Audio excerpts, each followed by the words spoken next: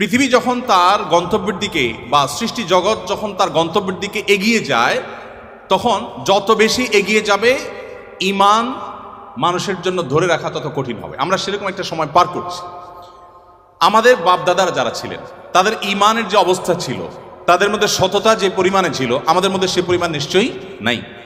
আমাদের পরের জেনারেশন যারা আসবে তাদের মধ্যে ঈমান ধরে রাখাটা আরো টাফ হবে, তাদের পরে যারা আসবে তাদের জন্য আরো টাফ হবে। এভাবে সহিহ মুসলিম বর্ণিত হাদিসে নবী সাল্লাল্লাহু আলাইহি ওয়াসাল্লাম বলেছেন, লা তাকুমুস সাআহ হাত্তা ইউকাল ফিল আরদি আল্লাহ আল্লাহ, অর্থাৎ পৃথিবী ততক্ষণ পর্যন্ত ধ্বংস হবে না, মহাপ্রলয় হয়ে সৃষ্টি জগৎ ততক্ষণ পর্যন্ত শেষ হয়ে যাবে না, যতক্ষণ পর্যন্ত একজন মানুষও আল্লাহ বলার মতো থাকবে।